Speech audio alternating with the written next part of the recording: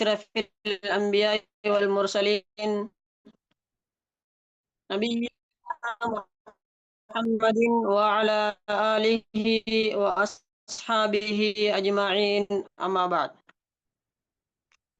எல்லாம் அல்ல அல்லாஹ்வின் நல்லடியார் அஸ்ஸலாமு அலைக்கும் வரஹ்மத்துல்லாஹி வபரகாத்துஹு.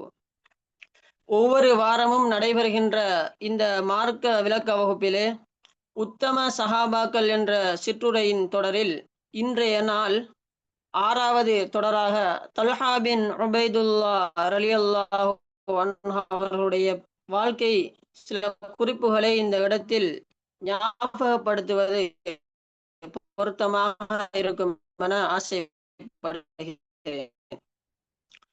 அன்பிற்குரிய சகோதரர்களே, அல்லாஹுவின் நல்லடியார்களே, தல்ஹா பின் உபைதுல்லா ரலியல்லாஹு அன்ஹு வஸல்லம் அவர்களுக்கு நபித்துவம் கிடைப்பதற்கு முன்னால், வஹி இறங்குவதற்கு கிட்டத்தட்ட 15 வருடங்களுக்கு முன்னால் மக்காவிலே பிறந்த ஒரு சஹாபியாக தல்ஹா பின் உபைதுல்லா ரலியல்லாஹு அன்ஹு அவர்கள் காணப்படுகின்றார்கள். மேலும் இந்த சஹாபி அவர்கள் ஆரம்ப காலத்தில் இஸ்லாத்தை ஏற்றுக்கொண்ட 8 சஹாபாக்களில் ஒருவராக தல்ஹா பின் உபைதுல்லா ரலியல்லாஹு அன்ஹு அவர்கள் காணப்படுகின்றார்கள்.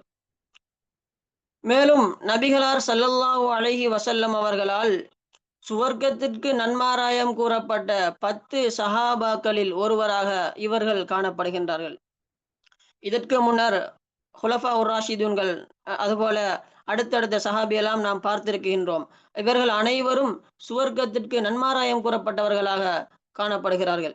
நபிகளார் ஸல்லல்லாஹு அலைஹி வஸல்லம் அவர்கள் இவர்களை பற்றி ஒரு ஹதீஸிலே சொல்கின்ற பொழுது, இந்த பூமியிலே நடமாடக்கூடிய ஒரு ஷஹீதை பார்க்க முடியுமாக இருந்தால் நீங்கள் தல்ஹா பின் உபைதுல்லா ரலியல்லாஹு அன்ஹு அவர்களை பார்த்து கொள்ளுங்கள் என்று ஸல்லல்லாஹு அலைஹி வஸல்லம் அவர்கள் தான் உயிரோடு வாழுகின்ற காலத்திலே சுவர்க்கத்தை கொண்டு நன்மாராய சுவர்க்கத்திற்கு உரியவர் என்று சாட்சி சொல்லப்பட்ட ஒரு சஹாபியாக தல்ஹா பின் உபைதுல்லா ரலியல்லாஹு அன்ஹு அவர்கள் படுகின்றார்கள். அதுபோலதான் அல்லாஹ்வுடைய பாதையில் அதிகமாக செலவு செய்யக்கூடியவர்களாக, கொடை கொடுக்கக்கூடியவர்களாக ஒரு தன்மை இந்த சஹாபி இடத்திலே காணப்பட்டது.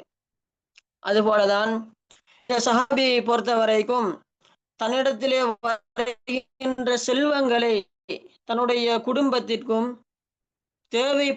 தேவைப்படுவோருக்கும் கடனாளிகளுக்கும் கொடுக்கக்கூடியவர்களாக, தான தர்மம் செய்யக்கூடியவர்களாக தல்ஹா பின் உபைதுல்லா ரலியல்லாஹு அன்ஹு அவர்கள் காணப்பட்டார்கள். அது மாத்திரமல்லாமல் மிகவும் ஒரு வீரமிக்கவர்களாக, போர்க்களத்திலே ஒரு சந்தர்ப்பத்தில் உஹது யுத்தத்திலே நபிகளார் ஸல்லல்லாஹு அலைஹி வஸல்லம் அவர்களை பாதுகாக்கக்கூடியவர்களாக இருந்தார்கள். எந்த அளவுக்கு என்று சொன்னால், தன்னுடைய கை நசுங்கிய நிலையிலும் எதிரிகளிடமிருந்து நபிகளாரை பாதுகாத்த ஒரு சஹாபியாக தல்ஹா பின் உபைதுல்லா ரலியல்லாஹு அன்ஹு அவர்கள் காணப்படுகின்றார்கள். அந்த சந்தர்ப்பத்திலே நபிகளார் ஸல்லல்லாஹு அலைஹி வஸல்லம் அவர்கள் சொன்னார்கள், சுவர்க்கம் கடமையாகிவிட்டது, இவர்களுக்கு சுவர்க்கம் வாஜிபாகிவிட்டது என்ற செய்தியை ஸல்லல்லாஹு அலைஹி வஸல்லம் அவர்கள் சொல்லி காட்டினார்கள். அது மாத்திரமல்லாமல் நபிகளார் ஸல்லல்லாஹு அலைஹி வஸல்லம் அவர்கள் அந்த உஹது யுத்தத்தின் கதாநாயகனாக தல்ஹா காணப்படுகிறார் என்று ஸல்லல்லாஹு அலைஹி வஸல்லம் அவர்கள் இவர்களுடைய சிறப்பை பற்றி கூறினார்கள். அன்புக்குரிய சகோதரர்களே, இந்த சந்தர்ப்பத்திலே தான் நபிகளார் ஸல்லல்லாஹு அலைஹி வஸல்லம் அவர்கள் ஒரு இறங்கிய குர்ஆன் வசனத்தை ஓதி காட்டினார்கள். மினல் முஃமினீன ரிஜாலுன் ஸதகு மா ஆஹதுல்லாஹ அலைஹி ஃபமின்ஹும் மன் கலா நஹ்பஹு வமின்ஹும் யன்தலிர் வமா பத்தலு தப்தீலா. அது மூமின்களில் நின்றும் சிலர் இருக்கின்றார்கள், அல்லைய வாக்குறுதியை உறுதிப்படுத்தியவர் இருக்கின்றார்கள் என்ற அந்த குர்ஆன் வசனத்திலே அந்த மூமின் தல்ஹா உபைதுல்லா ரலியல்லாஹு அவர்கள் செய்தியை ஸல்லல்லாஹு அலைஹி வஸல்லம் அவர்கள் இந்த குர்ஆன் வசனத்தினூடாக சொல்லி காட்டினார்கள். எனவே இவ்வாறு இவர்களுடைய இறப்பு காணப்படுகிறது.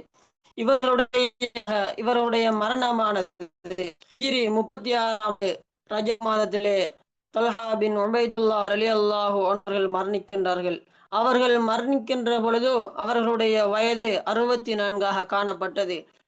மேலும் அவர்கள் பஸ்ராவிலே அடக்கம் செய்யப்பட்டார்கள் என்ற செய்தி பதிவு செய்யப்பட்டிருக்கிறது.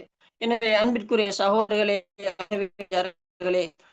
உத்தம சஹாபாக்களுடைய வரலாறுகளை படித்து அவர்களுடைய வாழ்க்கையிலே இந்த விடயங்களை என்னுடைய வாழ்க்கையில் கொண்டு நாமும் அதனை பின்பற்றி வாழ்ந்து மரணிக்க வல்லவன் அல்லாஹ். எனக்கும் உங்களையும் என்னையும் பெற்றெடுத்த தாய் தந்தையர்களுக்கும் அல்லாஹ் அருள் செய்ய.